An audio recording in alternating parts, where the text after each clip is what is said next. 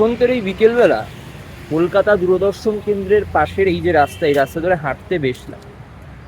এই যে কলকাতা দূরদর্শন কেন্দ্র 1975 সালে গল্ফগ্রিনে এই অঞ্চলে প্রতিষ্ঠা হয় এবং তারপর তার সম্প্রচার শুরু হয়। এবং আমরা তো জানি তারপর ডিডি বাংলা কিভাবে আমাদের বাঙালির ঘরে ঘরে পৌঁছে গেছিলো এবং সেখানকার অত্যন্ত ভালো শোজগুলো, যেগুলো হয়তো এখন আর নেই, এখন অন্যান্য প্রাইভেট চ্যানেলের মধ্যে সেগুলো হারিয়ে গেছে, সেগুলো আর হয় না, অন্যান্য আমরা চ্যানেলসগুলো দেখি। কিন্তু এখানে একটা আলাদা একটা ইতিহাস রয়েছে, এই জায়গাটার আলাদা একটা অনুভূতি রয়েছে। তো আমার এই জায়গাটা দিয়ে হাঁটতে এই বিকেলবেলাটায় বেশ লাগে, আমি হাঁটতে ভালোবাসি। পাশেই মেন রোড, প্রচণ্ড হর্ন দিয়ে অন্যান্য যানবাহন যাচ্ছে, কিন্তু এখানে কোথাও গিয়ে রাস্তাটা খুব ফাঁকা, রাস্তাটা হাঁটতে মেন রোড থেকে সরে এসে ফুটপাথ দিয়ে হাঁটতে বেশ লাগে।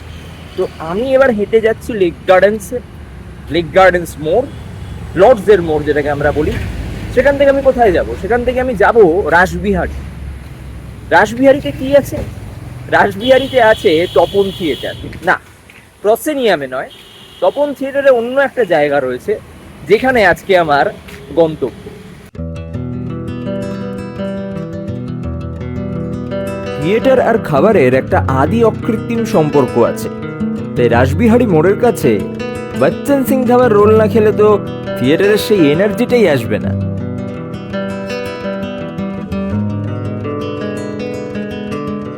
তপন থিয়েটারে নাটক দেখতে যাচ্ছি, কিন্তু তার আগে বচ্চন সিং ধাবা থেকে এই রোলটা না খেলে কিন্তু হবে না, কারণ এটা একটা আলাদা অনুভূতি রয়েছে।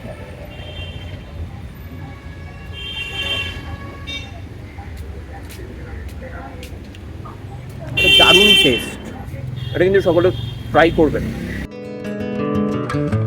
পেট পুজো শেষ করে ঢুকে পড়লাম তপন থিয়েটারে, তবে প্রসেনিয়াম নয়, তাপস জ্ঞানেশ সভাকক্ষ। এই অন্তরঙ্গ স্পেসটিকে আজ আপনাদের দেখাবো। বাংলা নাটকের বিশিষ্ট আলোকশিল্পী তাপস সেন এবং বিশিষ্ট অভিনেতা জ্ঞানেশ মুখোপাধ্যায়ের নামেই এই স্পেসটির নামকরণ করা হয়েছে।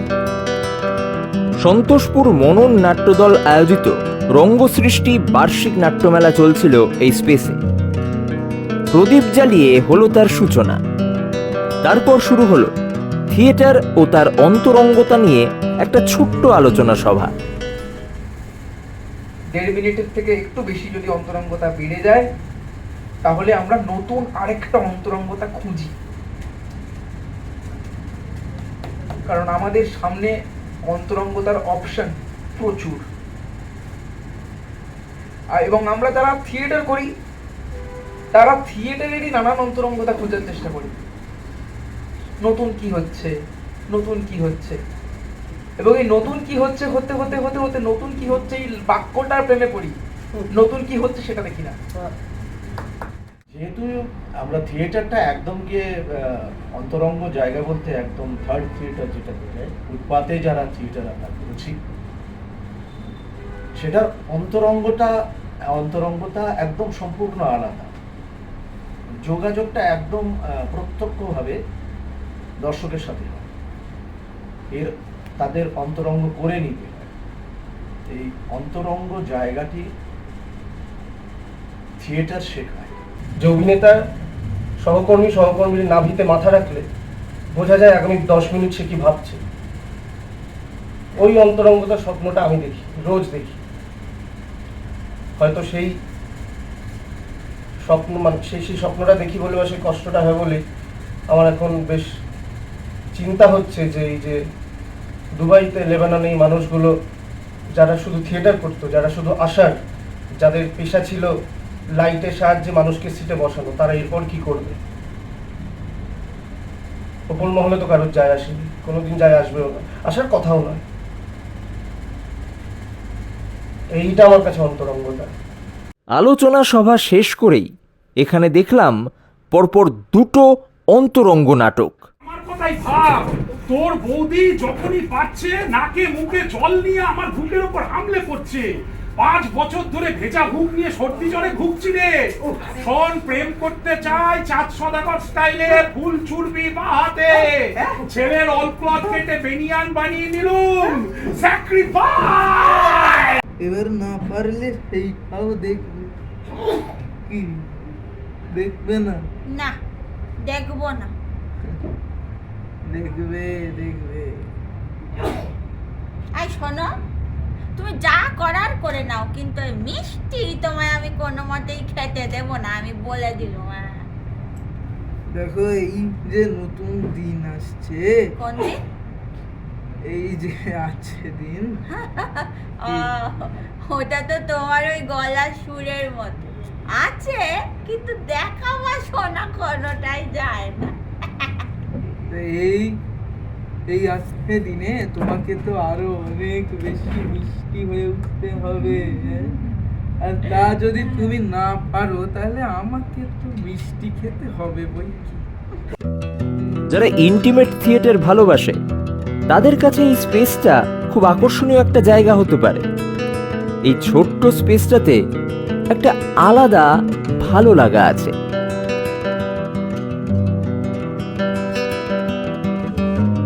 নাট্যোৎসব এবং অন্তরঙ্গ থিয়েটার নিয়ে কথা বললাম নাট্যশিল্পী বন্ধু শাগনিকের সঙ্গে।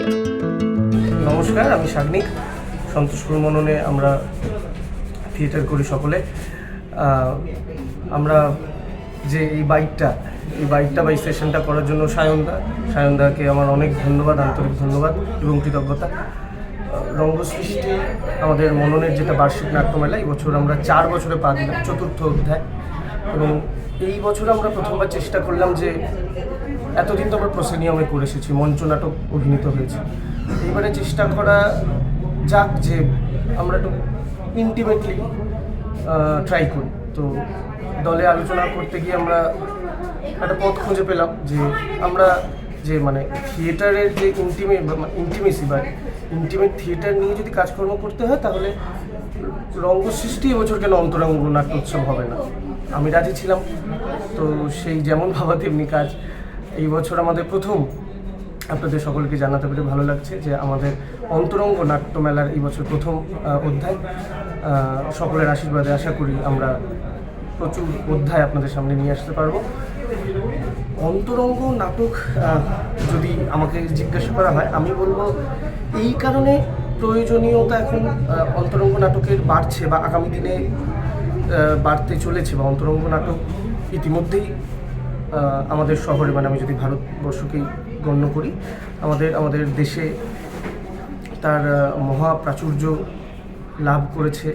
তার অন্য কোনো কারণ হিসেবে আমি যদি এটা ভাবি যে মানুষ একটা সময়, আমরা যদি আমাদের আগের প্রজন্ম, তার আগের প্রজন্ম যদি আমরা দেখি, আমরা দেখব যে বেশিরভাগ মানুষ জয়েন্ট ফ্যামিলিতে মানুষ হয়েছে, আমরা হই। এবং জয়েন্ট ফ্যামিলিতে থাকার জন্যে যে সুবিধে, যে লাভ বা যে অসুবিধেও, সেগুলো নানাভাবেই তাদের জীবনের বাকি অংশে, তাদের শিল্পচর্চা, সাহিত্যচর্চা, জীবনযাপন তাতে প্রভাব ফেলেছে।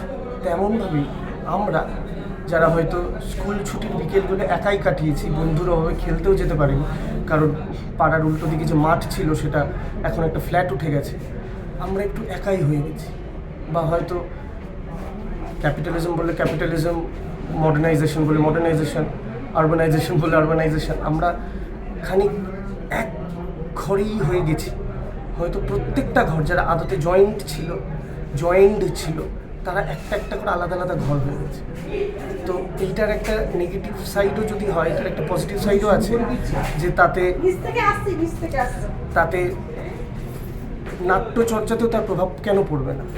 তো আমার মতে বলে যে থিয়েটারের ধারাকে অব্যাহত রাখতে বা থিয়েটার চর্চাকে অব্যাহত রাখতে ইন্টিমেট থিয়েটার বানাবার প্রক্রিয়াটা আরও বেশিভাবে মানুষের কাছে পৌঁছানো দরকার। এটা একভাবেই সম্ভব, প্রসেনিয়ামেও তাইভাবে সম্ভব ছিল, যদি দর্শকদের আমরা উৎসাহ পাই, আশীর্বাদ পাই। এটুকুই বলার। সকলে মননের পাশে থাকবেন, থিয়েটারের পাশে থাকবেন। আবারও সায়নদাকে আমার অসংখ্য ধন্যবাদ জানিয়ে আমি শেষ করছি। পরের পর্বে দেখা হবে আরও একটা আকর্ষণীয় স্পেসে, থিয়েট্রিক্যাল সায়নে। তবে যাওয়ার আগে লাইক, শেয়ার, সাবস্ক্রাইব করতে ভুলে যেও না বন্ধুরা।